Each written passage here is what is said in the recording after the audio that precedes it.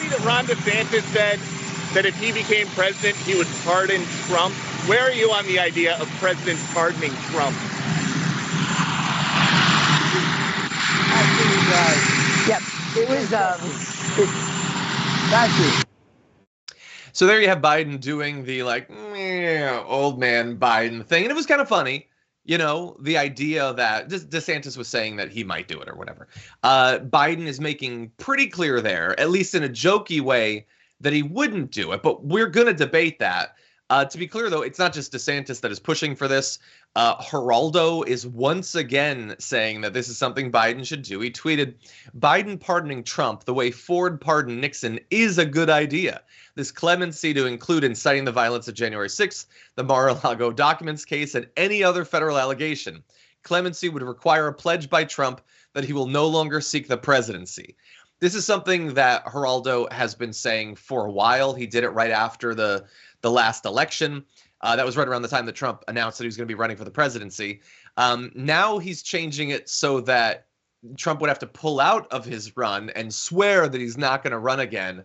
I love that part of it, Adrienne. The idea that one could trust that, first of all, that Trump would ever do that, or that if he did it, you could actually trust him. I think that's funny. But also, I love when they're like, you should pardon him, you know, just like historic precedent with Ford and Nixon or whatever. But then you have to start to list all of the different things you'd pardon him for, and it makes the request seem even more ridiculous. That there's this multiple paragraphs of crimes that he would have to be pardoned for, some of which he can't because they're state matters anyway. But what do you think about the possibility of this happening? You know, I think it's a very real possibility, in part because Biden's still operating under that old world mentality of gentlemen's agreements and let's make sure everybody's happy. When you have someone who tried to overthrow our government and has been involved with foreign countries in various illicit schemes to undermine our democracy. And I really still think that Biden would say, oh, well, let's pardon him. It's in the best interest of the country. When it's not, actually punishing these individuals, especially their ringleader, is incredibly important, because if we don't want the circus to continue to come to the town, we are going to have to get rid of the ringleader, which is Donald Trump. And also, too, I don't think you can necessarily hinge a pardon on anything in terms of you're promising not to do this or that, because then it becomes like a quid pro quo situation. And that just doesn't really sound very, I don't know, good. Yeah. I mean, like, you could make the case that that would make the pardon look worse to Trump fans.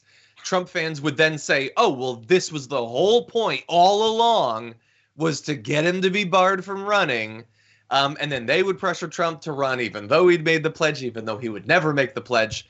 I do agree with you, though, about the fear that this is still a thing that Biden could potentially do. It really does feel like a sort of just typical Democratic. Like, I can imagine Obama doing this. If George W. had been actually investigated for any number of different war crimes in the war in Iraq and Afghanistan or something like that, I can totally imagine that there would be a pardon from Obama. He had, famously said that we're looking forward, we're not looking back or whatever, which is how Democrats operate, but not Republicans.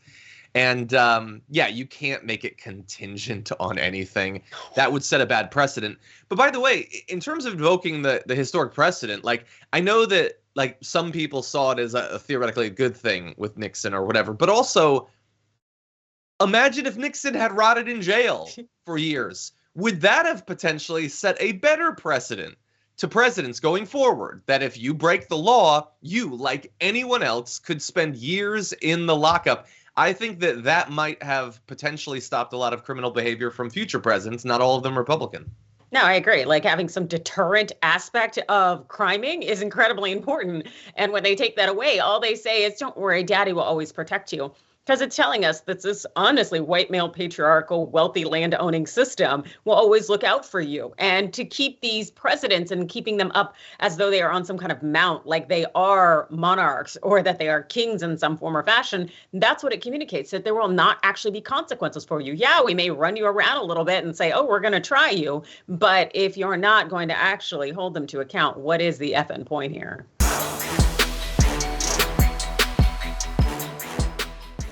Check out the Damage Report podcast each day, wherever you get your podcasts, whether Pocket Casts or Stitcher or iTunes.